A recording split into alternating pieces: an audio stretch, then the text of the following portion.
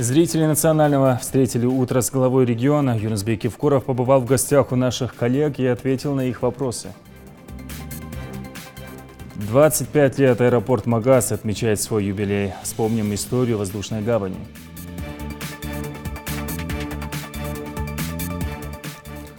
«121-летний житель Джаразского района пожаловался на зрение, а по Зуилиеву провели операцию, прогнозы медиков положительные». На телеканале Ингушетия информационная программа «Новости-24», в студии Амирхан Зортов. Здравствуйте.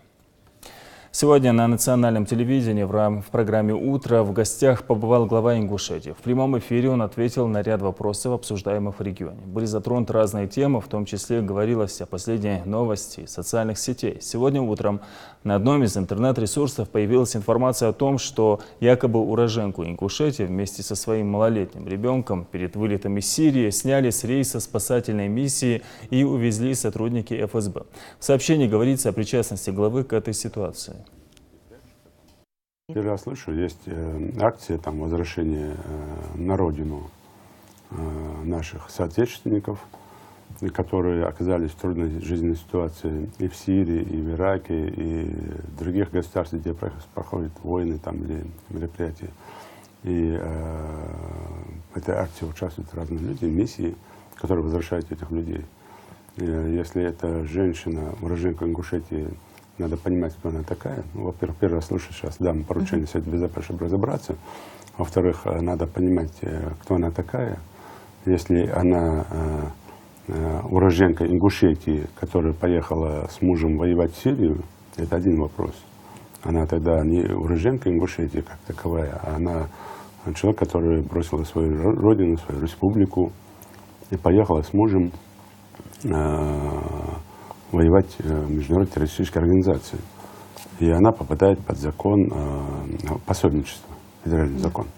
Но в любом случае и она, и другой, они не лишены гражданства, они имеют право вернуться, но уж точно они должны понимать, что здесь их ждет определенное наказание за пособничество или за участие в террористических организациях.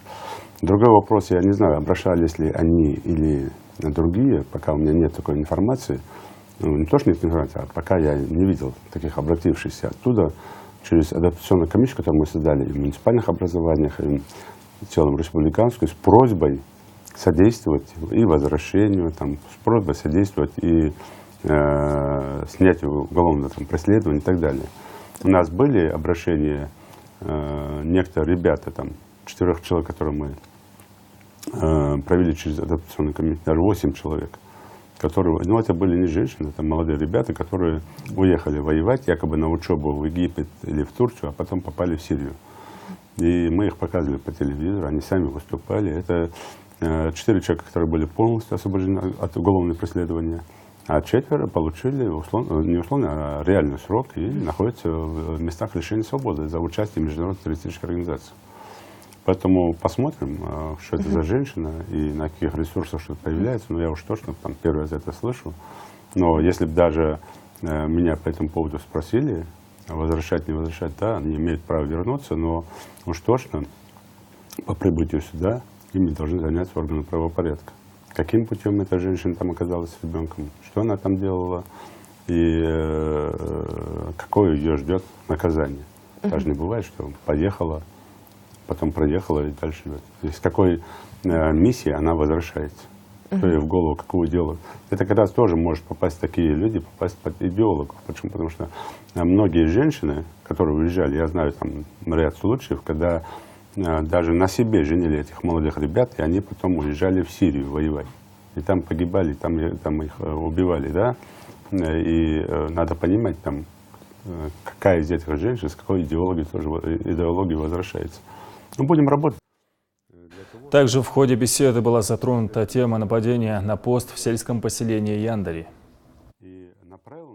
Главное, что уже зацепка есть понимание того, что вот эти убитые, которые нападали на пост первый раз и второй раз, и те, которые задержаны, часть из задержанных, не все, они стояли перед экраном и давали клятву верности международной террористической организации в Сирии, а с той стороны стояли 2 наших жителя и двое не наших жителей, не республики, которые принимали у этих отморозков эту клятву. Это некто Чахкиев, некто Арчаков с той стороны. Я сегодня родителям говорю, этих ребят, а что вы ко мне пришли? Идите к родителям этого Чахкиева, Арчакова, у них спросите, почему эти ваши отморозки моих там детей там сбаламутили. Почему вы хотя бы не задаете им эти вопросы? Вообще собираетесь за своих детей бороться в этой жизни?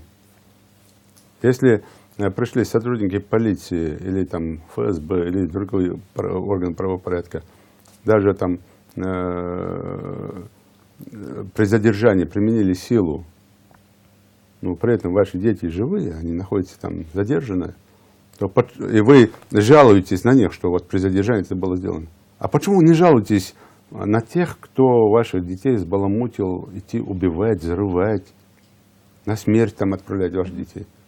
И какая была необходимость вот тем 2 нашим, которые уехали туда, в Сирию, присягать? Они кто есть такие? Ну и еще одна тема, когда эти вот такие ребята, они не хотят в таких случаях спросить у наших священнослужителей. Сегодня у каждого молодого человека есть на свой выбор священнослужитель. На свой выбор. И нет таких священнослужителей, которые будут противоречить Священнописанию. Вы идите, спросите у них, правда это, неправда. Я еще один пример приведу. Вот сейчас прилетали к нам послы, и когда мы по канатке сверху спускались вниз уже в Лог, именно в это время там Малахзламздар и Азан, Молахайкш. И насколько это красиво, по всему ущелью Молахайкш. Рядом со мной сидит посол Марокко. Он аж прослезился. Машаллах, машаллах, мухоздакар, мудикдакар. Это же благодать. И они были удивлены вообще. Вот они поездили по разным мечетям, школы, больницы, везде это все увидели. Они были удивлены, как мы живем. Как комфортно мусульманам Ингушетии там, или России в целом живется в России, в стране. Никто не мешает, пожалуйста. Поэтому я еще раз говорю, что, конечно, беспощадно будет борьба с теми, кто не понимает нормального языка, даже не обсуждается, но при этом рука помощи всегда протянута. Память погибших при нападении на пост Яндари почтили сегодня в управлении ГИБДД Республики. Чтобы лично выразить слова соболезнования родным Исраила Богатырева, в Ингушетию прибыл начальник ГИБДД по Дагестану Евгений Нечаев. После минуты молчания Нечаев сообщил коллегам погибшего, что сотрудники правоохранительных органов из соседней республики готовы оказать семье погибшего материальную помощь. Напомню, 5 ноября текущего года на пост в Яндаре было совершено нападение, в результате которого и погиб 29-летний сотрудник ДПС, отец 3 детей, Исраил Богатырев. 3 маленьких детей совершеннолетних, потому что пока сейчас пройдут эти служебные проверки, пока пройдут там все эти экспертизы, пока им назначат пенсию, семье надо на что-то жить. Так что вот мы пообщались с ребятами и решили материально помочь, потому что человек шел не погибать, человек шел защищать, как говорится, родину, прийти живым и здоровым с работы вечером, но судьба распорядилась так. Сразу после встречи начальника управления ГИБДД по Дагестану и Ингушетии в сопровождении коллег погибшего отправились домой к семье Богатыревых. Гостей встретили родители и вдова погибшего сотрудника. Выразив слова соболезнования родным Исраила, гости вручили конверт с материальной помощью. Игрушки и подарки от полицейских получили дети Исраила Богатырева. Одна большая семья, и каждый сотрудник для нас ценен.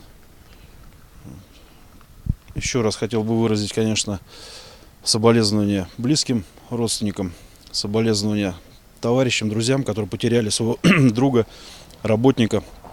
Вот. Ну, пожелать им, конечно, чтобы все-таки были поаккуратней, чтобы возвращались домой живыми и здоровыми, потому что потеря сотрудников – это тоже для нас большое горе. К другим темам. Сегодня аэропорту Магаз исполнилось 25 лет. Официальное открытие воздушной гавани состоялось в январе 1993 года. А ранее, 18 ноября 1992 был подписан указ о его создании. Этот стратегический объект играет важную роль в жизни региона. Ежедневно аэропорт отправляет и принимает 4 рейса. Тему продолжит наш корреспондент.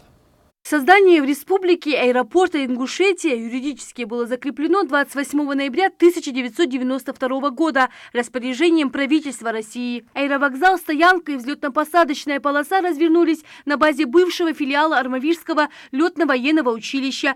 Первая посадка с самолетом Як-40-25 здесь произведена 25 ноября 1993 года. Чуть позже было принято решение построить новый аэропорт. В мае 2008 года у региона появился собственный Ту-134. 27 декабря 2011 года впервые в истории Ингушетии авиалайнер «Боинг», одной из ведущих авиакомпаний России «Ютарь», совершил посадку в аэропорту Магаз. 7 февраля 2012 года в целях увековечения памяти первого героя России, кандидата военных наук, заслуженного военного летчика, генерал-майора юстиции Сулумбека Асканова указом главы Ингушетии Юнусбека Евкурова аэровокзал получил новое наименование – аэропорт Магаз имени генерала Сулумбека Асканова. Аэропорт – гордость республики. Уже 25 лет на воздушной гавани трудится Беххан Костоев. Видел становление и развитие аэропорта, и, безусловно, ему есть с чем сравнить нынешние условия и возможности. Когда я увидел, что с нашего аэропорта, с нашего республики Ингушетия аэропорта поднимался первый рейс в воздух, естественно, большая гордость у меня за это была. Как и у меня, как и у многих других дел. В первое время я инженерно-технического состава делал. Мы обслуживали самолеты. Я обслуживал самолеты. Полностью прием, выпуск, техническое обслуживание воздушных судов. Аэропорт сегодня способен принимать все типы воздушных судов, вплоть до Боинг 737-800 и Ил-76, а также вертолеты всех типов. И это благодаря взлетно-посадочной полосе протяженностью 3 километра. Аэропорт может обеспечивать внутрироссийские, международные, пассажирские и грузовые рейсы. Мы сейчас добавляем 3-й рейс на Москву и также Питер. С февраля месяца у нас будут выполнять 3 рейса в Москву, 2 это будут выполнять авиакомпания «Победа», 1 ЮТР. И также «Победа» будет выполнять у нас Санкт-Петербург, Ингушетия. Это в связи с увеличением пассажирпотока. Мы это видим, прогнозируем. Только за этот год в аэропорту принято и обработано 62 тонны груза. Здесь работают около 60 квалифицированных сотрудников. Самое главное для пассажиров – качественное обслуживание. Пассажир всегда прав. Мы должны пассажира обслужить вежливо и культурно. Из аэропорта на время хаджа не только жители нашей республики, но и соседних регионов имеют возможность вылетать прямым рейсом в Саудовскую Аравию. А совсем недавно открылась мечеть.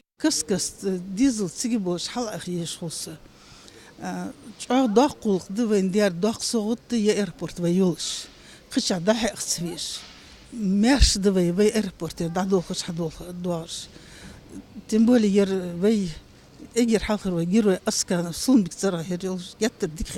сегодня первый раз лечу с аэропорта Ингушетии в Москву. Честно говоря, я бы сказал, что за 30 лет последние я делаю 2-й рейс. То есть первый рейс я летел с Грозного, 2-й раз решил с Ингушетии полететь. Замечательный аэропорт. Все хорошие услуги, так что мы довольны. Аэропорт занимает 2-е место по безопасности и обслуживанию в СКФО. Скоро здесь планируют открыть и международный пункт пропуска. А тем временем сюда прибывает очередное воздушное судно авиакомпании «Победа». Загрузив багаж уже с новыми пассажирами с рейсом Назрань-Москва, он улетит обратно. Лина Цычоева, Адам Далаков, Новости 24. Сегодня один из старейших людей в стране, Апаз Илиев, оказался в больнице. Поводом для обращения к медикам стали проблемы со зрением. Долгожителю провели операцию по удалению катаракты глаза. Лучшие врачи частной медклиники «Здоровое поколение» прооперировали пожилого мужчину абсолютно бесплатно. Теперь Апазу Илиеву предстоит небольшой курс реабилитации, после которого он вновь сможет проводить досуг за чтением книг. Напомню, что в этом году житель Шаразского района и Ингушетии отметил свой 121-й день рождения. Как таковой сложности не было, но все равно у него слишком перезрелая катаракта была. И в этом отношении пришлось нам еще дополнительно поработать. Но мы справились, операция прошла благополучно, и, как видите, состояние, очень хорошее состояние наш дед. И мы думаем, что завтра он будет читать уже Коран.